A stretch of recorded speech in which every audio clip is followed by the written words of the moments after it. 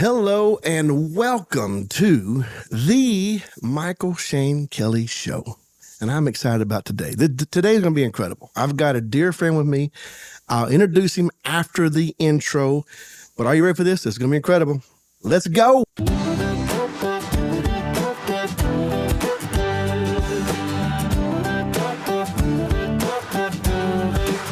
right, so I said it was going to be incredible. I wasn't lying. This is an absolute fact. This is my friend. You know, I actually know my wife longer than you know me. That's right. That's right. That's true. And now you're a little bit younger than her, actually. So what? I'm not asking your specific age. I'm just don't ask her specific age. Oh, she brags about it. Oh, okay. She tells everybody. She's 54. She's thrilled about life. Yeah, man, she's great. But this is the one and only, the incomparable. Let's say it that way. Oh. Jacob Lowry. Man, we're so thrilled to have you with us today on the Michael Shane Kelly podcast. I like saying that. It's kind I'm of honored to be on the Michael Shane Kelly podcast.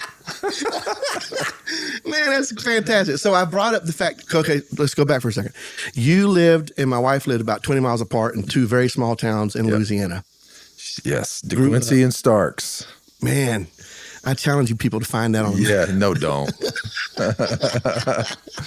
Isn't that great, though? I mean, it's really cool that what a unique relationship that from two small towns in the middle of nowhere, basically, Louisiana. Yeah. And then I moved to DeRidder, Louisiana. That's how I ended up meeting Annette. Yeah. And long story short, you guys kind of grew up together. She loved your mother. Just loved her. Yeah. And she's a lovable one. Oh, yeah. No, incredible. And so she speaks highly of your family whenever you talk about you guys. I was going to say all the time, but that's not true. We don't talk about you all the time. Yeah, but a lot. We have, a lot. Okay. But we talk about other stuff too. You know, I don't want to mislead everybody. It's just not true. When people say all the time, they're lying like dogs, right? Yeah. So anyway. Agree. Dude, you are an absolute blessing in music, for number one. Let's just start there. You're an incredible husband. You're an incredible father. Oh, you have it going on in so many wonderful ways. So when I say in music, I need you to realize that, you know, Shaka Khan, CeCe Winans, I mean, the list, right, of people you've played the bass for. And I don't think that's enough to say it that way. But anyway, you played for a lot of amazing people. Yeah, man. Lucky enough to do that. I mean, you say that about where we grew up, you know, yeah, it was definitely small town, everything, but man, it was so rich with the music scene was so rich there. That's very true. It's like, how did that happen? But something was really fertile there musically, and particularly the church that Annette and I went to. Yeah. Incredible. I was the backup drummer and the backup bass player. That's just so hard to fathom. I never was the main whatever. So I sang in the choir and I was the backup. And so that's how there was just great musicians there. And that whole area, even DeRidder, that whole area of Louisiana for some reason was just lit with incredible. It's still that way. Yeah. Really and truly. I remember when I moved to Austin and we went to a church there, a giant church, 2,500 members. I mean, that's a big church compared to the 200, 300 one I grew up in. Right. And they had one band. They had one person at every instrument. And I was thinking like, wait, what? Y'all don't have like four drummers? You know, like everybody, the piano player can't play drums too. You know, it's like, right. That's what I grew up around. Exactly right. So, man, it was really amazing to get to grow up around that. I have to admit that area, especially, of course, my dad was such a phenomenal musician as well. He still plays, and he's just incredible. But there was a style that was just so, and it was very professional. I mean, it wasn't like let's just have some church music. It was next level stuff all the time. Yeah, and the music that was played at church a lot was not easy. It was black gospel music. Yes, I mean it was. So the stuff that we grew up learning to play was not just real simple music. Like it was dense, thick chords. I don't know how we got on this, but here we are. No, it's great though. It's just people like, I don't know. I think it's fun to talk about these little caveats because it can speak into what you became. I mean, you became this phenomenal. I mean, I heard you play way back when, and I was like, dude, that cat is incredible, and had no idea how the future would play out ultimately, and you would find yourself in Nashville. You went there intentionally. You went there to produce, to play, and you've done that incredibly. And you're playing now on a regular for Reba McEntire as she travels. I mean, how do you get a bigger name? I don't know. It's just incredible. What an experience. Yeah, real blessed to get to do anything with her. She's just fantastic. And man, doors open and you walk through them. Really, truly, man, anything good that's happened has come through friendships and relationships. Wow. Everybody in Nashville, your barista at the coffee bar can probably play better than you or sing better than you.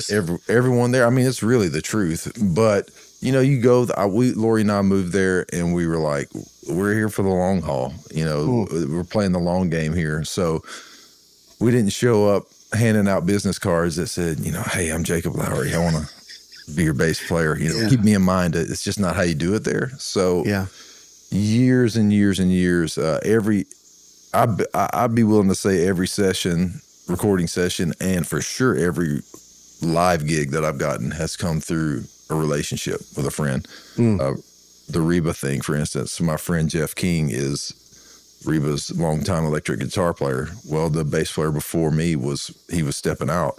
And so Jeff called me and said, hey man, I put your name in. Wow. We'll see what happens. And then the music director, Doug, calls me, and I never met him. And wow. He says, hey man, Jeff told me about you. And I mean, I got the gig off of a friendship, really and truly. Never heard me play. So that's incredible to hear that, because people, there's an old phrase that says, it's not always what you know, but who you know. Yeah. That can play a part. Actually, I'm preaching a sermon Sunday morning with that line in it, because I'm talking about the connection that we have with God and how He's opening doors. You call it relationships. I call it God appointments. Where you set up through time, God was opening doors and getting you prepared to walk into bigger places. So I think that's pretty amazing, and I definitely give honor to that, because I know how amazing you are, and for them to be able to say this is the guy just because other people knew. It's amazing when other people talk about you. Yeah, when you're not there. Yeah. What do they say? I mean, that's a big question. That's when the decisions get made about you, when you're not there and they're talking about you. Usually not to your face. And something else I was going to say about that is, most of the time, if you're touring, most of the time you spend is not making music. You are on a bus. Yeah. So you spend 30 minutes at sound check every day, and then you put your guitar down, and then you go whatever until 8 o'clock at night, 9 o'clock at night when you play. And you play for an hour and 30 minutes, hour and 45 too. So you're doing 2 hours and 30 minutes of music a day. Mm-hmm. The rest of the time you're sitting in a front lounge, you're, at catering. So if people don't like to be around you, if you're an amazing musician and nobody likes to be around you, you might not get the job. Man, that says a lot. It says a lot. It says a lot, because that's a lot of time. Okay, that's a lot of time in a day. People don't think about that. No, and the hours on the bus going back and forth. If you don't like the person you're with, why would you keep doing it? Yeah, that makes it miserable.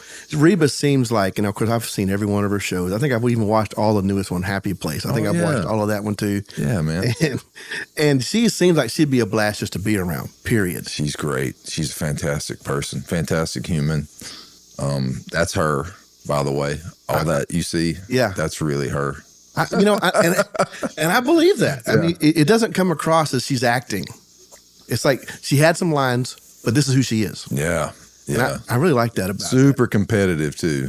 I'm going to go ahead and put that out there. Oh, really? There's been several times of setting up cornhole by the buses, and she always wins. And she wins. And bowling, she set up bowling alleys for us. And really? Yeah, she wants to win. She's not messing around. No, I like that, man.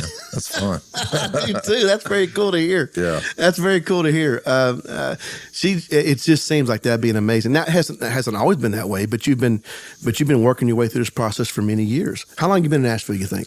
We moved, Lori and the 3 kids and I. Okay, so Lori, my lovely, amazing wife. Yes, you got to make sure you say that. There's no me without her. Yes, sir. I love her so much. 3 kids, Jesse, Beth Hudson, and Mabel. We all moved to Nashville in 2008. Wow. Left Texas, moved there with no job, didn't know anybody. And it was for the reason of just trying to do this that I do now. We just wanted to figure that out. Wow.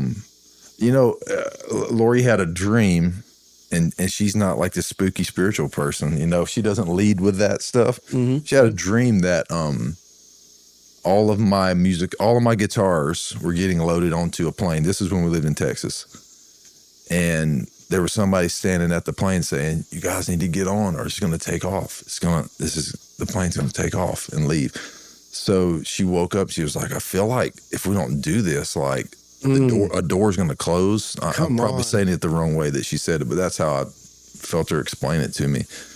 So we really took a giant leap of faith thanks to her, because I wouldn't have done it. Yeah. I would have just stayed working at church, and you know, that's a big jump. It's a big risk. We're 3 kids. It is. You know, and married. But we did it. 2008, man. We moved up there. Man, that's incredible. So I want to say this, to have a spouse like that, first of all, that sees your giftings, sees your talent, 3 kids, and says, we'll walk away from everything. Yeah. I want to push into this. It's crazy. Had you not married her, who knows? Yeah. I say things about Annette. She pushes me. Sometimes when I don't want to be pushed, I don't. Down the stairs. As example. Yeah, see what happened. I can't say. She said, "Don't say anything." So I'm not going. But she does, but not just a little push. She's that when I have a drive or a thought or something. She's that backbone. It's just like.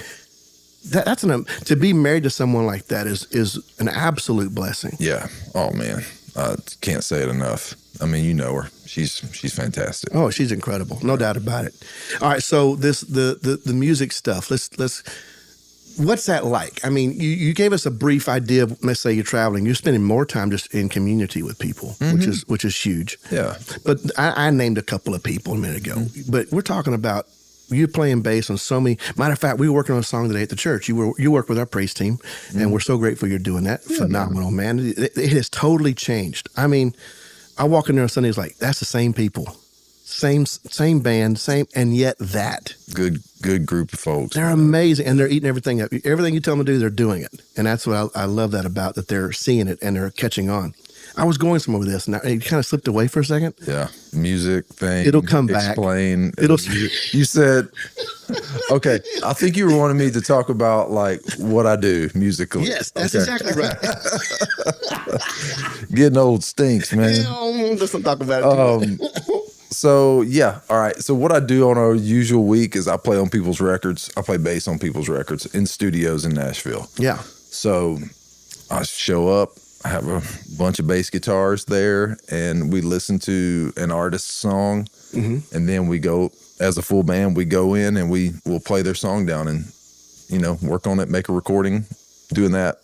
So that's most days of the week for me doing that. So they give you like, here's an idea of what I want to sound like. Maybe an idea. They'll play a demo of like the artist singing in a mic like this with an acoustic guitar or into their phone. Yeah. And they'll hand us a number chart, and we'll, as a band, we'll look at it, look at the form of the song. And usually what happens to me and other musicians is I hear it and I have all these billions of songs I've listened to all my life, and I think, oh, this sounds like Tom Petty. Or, oh, this sounds like it could be the Eagles. Or, this sounds like it could be catalog Charlie Puth or whatever, this kind of thing. Yeah. So, and I go, and then I start thinking, I should play that bass because it sounds like what that song. Okay, you're thinking this stuff without even thinking it. By the time I get to my chair, I'm already thinking of a part that's going to happen on the song. And every other amazing musician that I get to play with in Nashville is doing the same thing. Wow. So probably the first time we played, it sounds like something that's a thing. By the second time we play it, if we do, it's getting pretty dialed in. So AI can kiss it. That's right. You got that AI. You can't compete with the real thing. Take that. You know, it's soulless. It has, I mean, I can see using it for, experimenting, trying to figure out what a sound could be. But man, when you hear a human being play I know, man, an instrument or sing a song, nothing like it, man. It puts the chills on you, it affects you. Yeah. Now, today we were going over a song, what was it? I Speak Jesus. And you talked about how you're the guy that dropped that gospel. Come on. that moment. I just play the bass, man. Dude, yeah, I heard. I heard.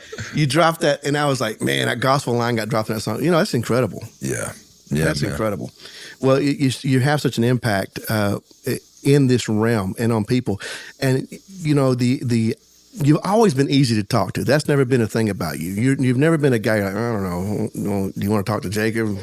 I like people, man. You do. And you are definitely proving the fact of how you treat people matters, especially in the business you're in.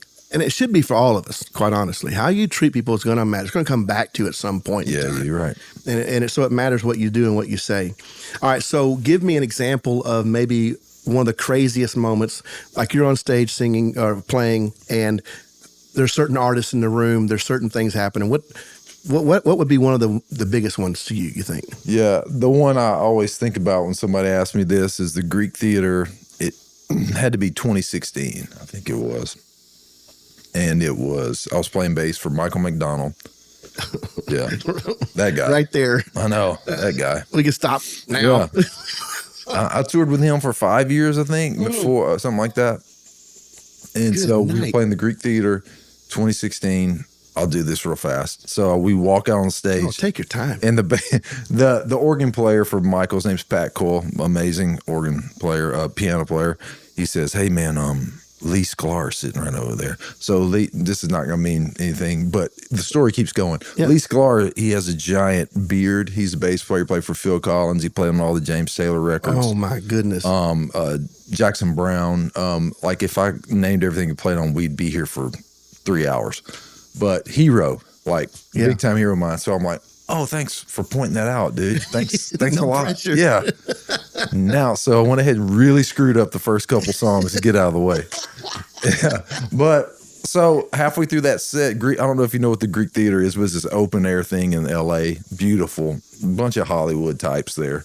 And 2 or 3 songs in, I look over and most of the band of Toto is standing at the monitor desk over to my left. I'm like, good night. Oh, okay, that's Toto. That was my band. Yes, sir. Probably kind of yours too, Jeff growing Porcaro, up. I mean, yes. That was my band growing up. So, okay, there's Toto over there. God. And then at the end of the night, we do Taking It to the Streets for the encore. We come out and Michael says, "Would you all please welcome to the stage Cher." Cher comes out and sings Taking It to the Streets. No. With us. That was weird. I gotta say, that's that was a lot coming at me. It was a sensory overload.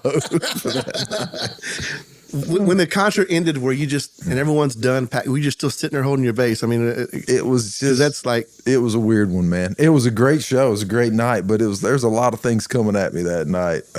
Another cool one. I mean, just like cool, not necessarily weird, but I think we did 2 nights with Kenny Loggins and Christopher Cross and Michael at the Hollywood Bowl. Wow. In LA, which that's like the venue of all venues, man. And that was wild. Like to get to do that, little 12-year-old Jacob was like, come on, just freaking out, man. Come on. You know, the Yacht Rock Kings. Yeah. All in the same spot. Yeah. And you're there. You're playing. It was great, man. That was a big one. You know, of course, when you're talking about these names, my mind is floating back to when I'm driving around town, listening to these songs and taking them. You know, it's just, I heard you, but I was also fading away at the same time. Oh yeah, you're getting memories of, when I heard a certain song and it made a difference. When I heard Toto and I was like, those rhythms, those tempos, it was just, you kind of go, Yeah, it was great it music, affects man. Oh no, believe Also, I mean, at the age we were, supposedly that age range, whatever music you're diving into really sinks into your core being. Yeah. And that's the most important music to you the rest of your life. So it's not to say, my kids probably have a different thought, but I did make them listen to all that and they love it. That's what matters right there. You made them listen. Made them. Sit down. And now they love it, I did the same thing with my kids. They like our music from back then more than, of course, a lot of stuff's out now. Yeah. And now they have their favorites too, but they do. And we did the same thing. You could say made it, but it was just always playing. So I want you to hear this. That matters. Education. That's what that is. Proper education. That's beautiful to hear. And you do have, and your daughter, Jessie Beth, right? has an incredible vocal. Well, singer. yeah, Jessie Beth sings too. She's our oldest, and she's a choir teacher. Mabel, I'm thinking about Mabel. Yeah, so Jessie Beth, amazing singer too. And she actually is the one who has a music degree amongst us. Yeah, so she's incredible. And then Hudson, our middle guy, he has his degree in psychology. He just graduated college. Wow, this is aging me. Okay, but yes, it is. And then and then Mabel is doing the artist thing. She's writing and she's got music out. Mabel Ray, y'all go check her out. But Hudson, who's a psychology major, has perfect pitch, and he's the one. I'm like, dude, you're a counselor. You're gonna be a counselor. I need your perfect pitch, man. let me have that. He's singing songs to him in counseling sessions in the right key. On pitch. Man, wouldn't I've loved to have perfect pitch? That would help a man out. Man, I'm telling you, wow, I'm kind of jealous. I have heard some songs from Mabel. You played them for me. Mm-hmm. Absolutely beautiful. Yeah. I mean to tell you that she's a killer, dude. Stunning. I hope she gets to come one day to the church. I'd love to hear her live. Drag her over here for sure. Just do it. Just throw in her suitcase and drag her over. I'm fine with that. All right. So let's talk about so you had this huge jump. You guys moved to Nashville. You took this huge leap of faith. Basically what I would say that is. Mm-hmm. And then, but there was a moment, a time there where I'm sure you went through a struggle in regards to what you believed about God. Your daughter Mabel had an issue that took place, and so that I know that affected you, in a way. And then what brought you back around? Not that you left it, but I'm just saying. I think you define it better. I kind of did, man. Yeah. Okay. Well, all right. I feel like it was 2016. It really, that's what year it was.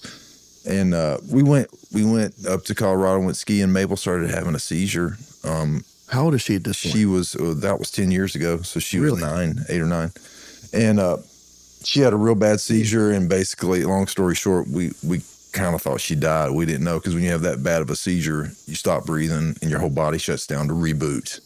Were you were together? This happened? Yeah, we were in the car, the whole family, the 5 of us. Oh my Lord! And didn't have cell service. It's a big, dramatic, awful thing that, I mean, like, counseling has helped me. But, man, it was We all need it. And essentially, if I'm being really honest, which I usually don't talk about this, but I just kind of looked up at God and was like, honestly, it was not good what I said. And I was just like, you know what? If this is how it is, like, why has it got... I've been living my whole life for you. Yeah. This is happening to my kid. And she's okay. Mabel's fine. Everybody. She's with us. She's doing great. But there was something that snapped in me that day when that was happening. Wow. And I was on a slow road to redefining what my relationship with God. Yeah. And it was all on me, not on God. And this is all me. But I really was mad. I really was upset that and I know people have gone through really bad things and stayed strong, but there was a real, like, turning point for me. So slowly, I just started kind of peeling things back and digging and getting mad at God, really, truly. Yeah. Yeah. So, over a few years, I finally was just like, if this is what it is, I don't want any part of it. And I kept going to church, and I kept, I kept doing the things. But I told Lori one night, I was like, I don't know if I can do this.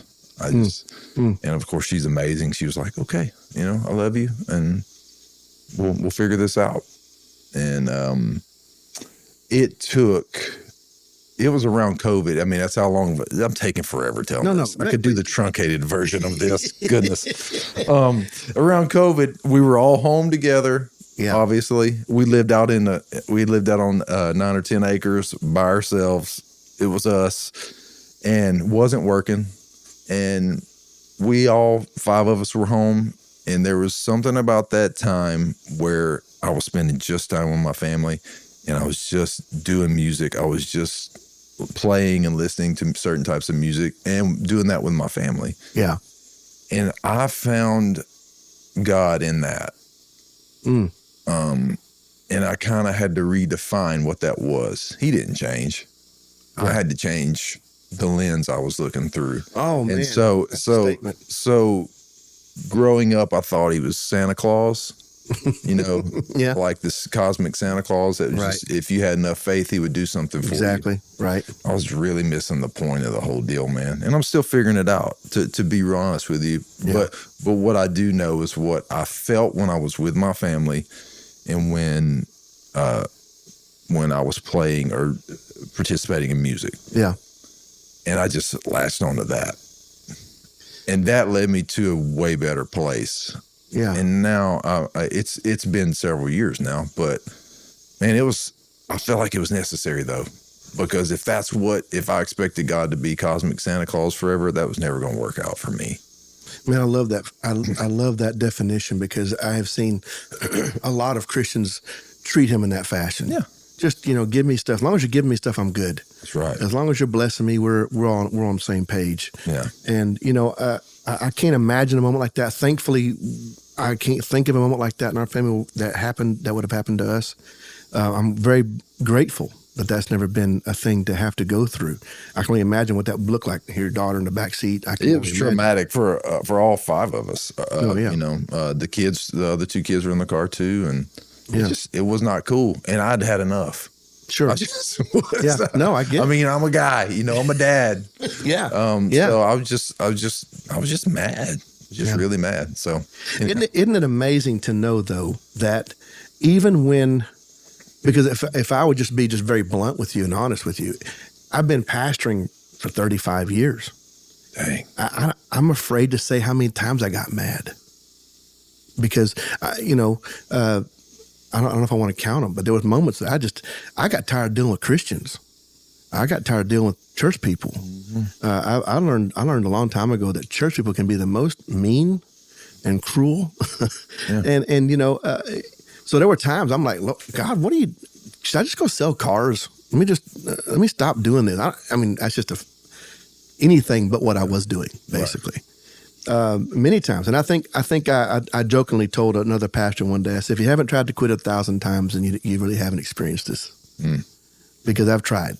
and yet God keeps bringing me back in, which is why I know I'm anointed or called to do this, because I can't walk away from it no matter what I do. And so when you say you got mad, man, what a confession, because it is true. It does happen. We have these moments in life where we can, our flesh, our hearts, whatever you want to call it, gets broken. Yeah. But we serve such a God that is so good that he allows me to be mad. Yeah, I got a buddy right now.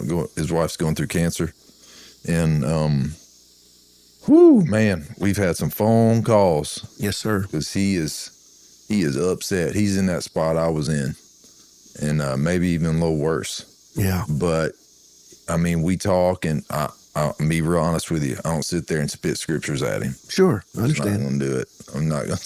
I'm not going to do that. Right. I'm going to let him be mad. I'm going to let him talk to me and say what he needs to say. And then in the end, that love, that ear that I gave him, that safe place to talk, is what he needed. And then on the other side, 2-3 days later, we talk again. He's like, "Man, thank you for that. I just need to put that out there. I'm good." And well, being there for somebody is probably one of the greatest gifts we can give a person. Yeah. It's not always easy.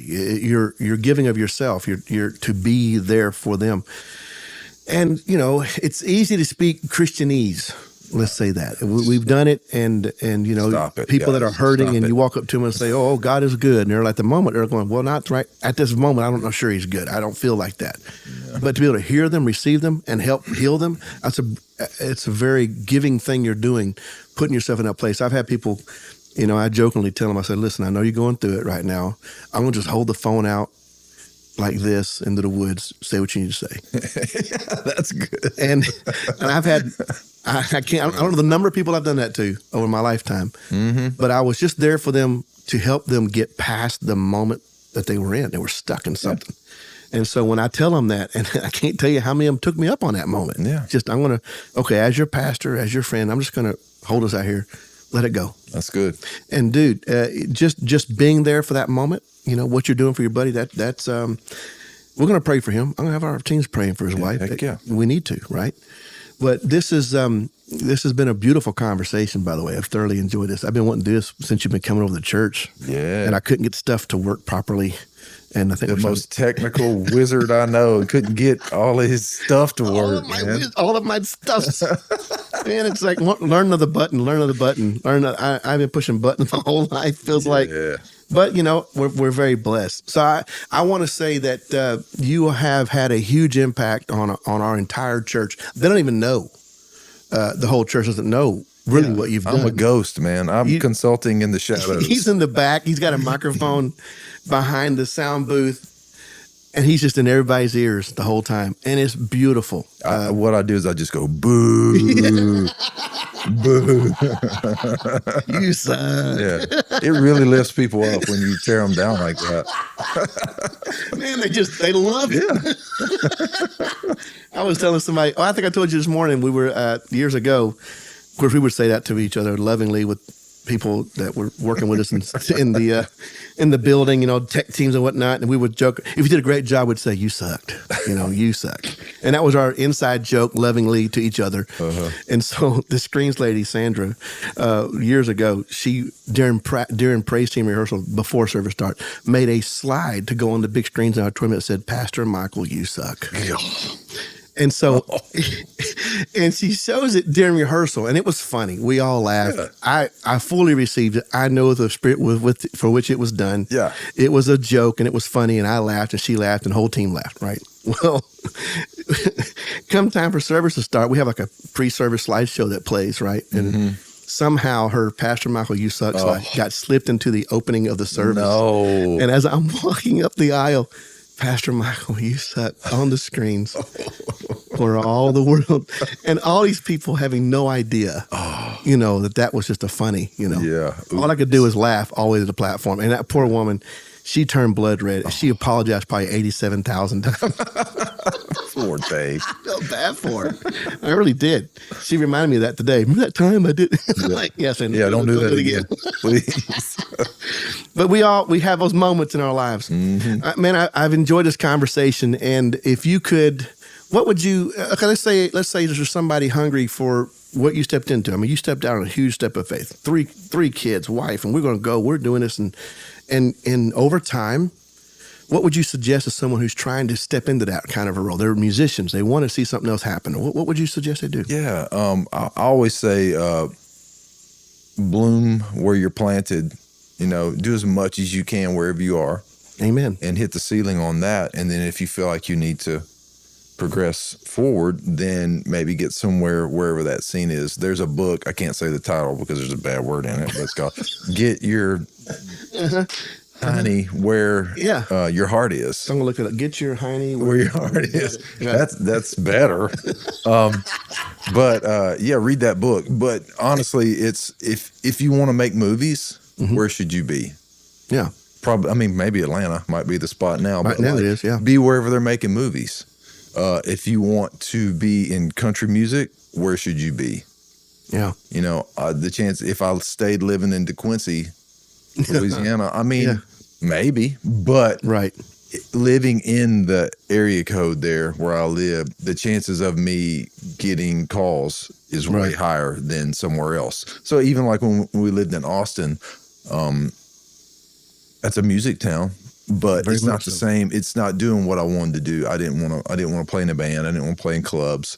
I wanted to be a professional studio musician who you go in, you have hours, you start at 10 o'clock in the morning, there's a stop time. You don't just play all night and, sleep on somebody's couch, and that's not the life. You can actually be an adult with a job being a studio musician.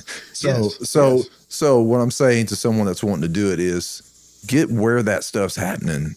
If you're just sitting at home, I hope I can get somebody like somebody's going to call me and find me, No, it's not. Out of the blue, they're going to come into It's probably not going to happen. Yeah. It's really not, no matter how talented you are. But if you're on the scene somewhere, your chances of that stuff happening is way greater. So I would get somewhere. I would get really good on my instrument, be able to do the little things well. That's good. Without even thinking, be able to, play eighth notes smooth, choppy, every variation of it, play chords smoothly. be able to play with other people, be able to communicate with other people, get along with people, make yourself likable. Yes. Don't stink, like show up and, people. Basics. Yeah. I mean, honestly. Well, music is a collaboration. You got to be able to get along with people. Yeah, you have to. And if you can't collaborate, you're not going to do real well playing in a band or singing in a group. Amen. No matter how talented you are. So all those little things can add up. Yeah. What about the socials? Would you go ahead and say, hey, post? Post, yeah. I'd say post. I'm pretty bad at social media. I was starting right on the cusp of social media. Like when we moved to Nashville in 2008, Twitter just started. I remember Ragzell was like, dude, you got to get Twitter, man. You got to get Twitter. I was like, okay, I'll get Twitter. Why? Like, just got my oil changed. Like what am I remember typing some stupid crap like that into my Razor phone. Yes. Forever to type. The one also was 3 other letters. Right. Oh, yeah. horrible. So, but I think that it does play a role in stuff. I can actually tell you, like when I started posting more, because what I'll do is I'll post, but I don't look at other people's stuff because it affects my brain. Gotcha. I can't look at other people's things. Like if there are other bass players or other musicians that are doing stuff, who if I was sitting right here with them, I would celebrate.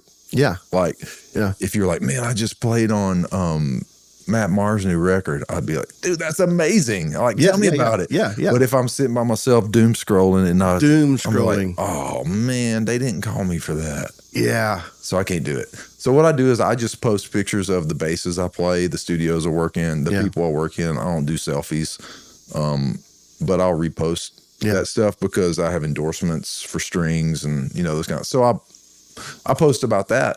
Yeah. But when I do post more, I start getting different random calls from different producers because I guess they look at that stuff. I don't know. I don't get it either. I don't know how it works. I honestly don't know how it works. And I can't get into that's a part of town I don't want to get into.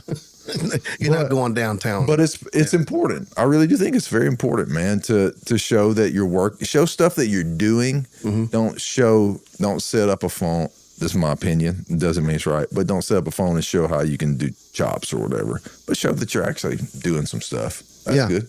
Yeah, that makes a difference. I guess I'm trying to promote your page briefly here because you have a video on there, several of them, where you have a buddy of yours who plays piano. Yeah, Gordon. And you like to go in and just start singing a song. Yeah. Totally off key for whatever the original key is. It's in key for me. That's what he says. He says, that's a good key for you. And then he immediately fixes he goes right to the right key. Yeah. To explain, Gordon's blind. Yeah. Yes. And he's not even I wouldn't even put him in the class of musicians as some of the greats. He's another tier up from that. Unthinkable. So he's like that level of unbelievable things that you can't explain. He has perfect pitch also. Mm-hmm. He's always had it. So he can tell you if that fan is making a noise, he can tell you what those notes are. But also he can't see. So when he strikes a piano, you don't realize that he can't see that, but his finger always goes to the right note. Isn't that incredible? So it's all just as amazing. And he's a great dude and like a good friend. And but I started doing this thing where I bring my phone in and say, Gordon, I got some songs, and I'll just start singing, and he's like, oh, I know it's just hurting his body, but he'll play it in the key I'm in, and he'll go, it's actually this key, and play it note for note. Oh yeah, man, it's just unbelievable. I enjoy that because you have such a casualness to it, and it's just comfortable to watch it. Yeah, it's fun. It's really we haven't done it forever. I don't know why. Well, I guess we're just. It could be a TV show. It could be a weekly TV show, in my opinion. I'm telling you. That usually happens on those sessions where I get done real quick and he gets done real quick and other people are adding stuff. And I just sneak into the piano room and we spin. I got a song. Yeah. Yeah. Well, it's really cool. People should check it out. I really like it a lot. Well, Jacob, I've had a fantastic time talking with you today. I'm thankful to have your friendship all these years. Yeah, man. And just thankful for the work you're putting in everywhere, but here, especially at Central Triad Church, we're really appreciating you. Just phenomenal.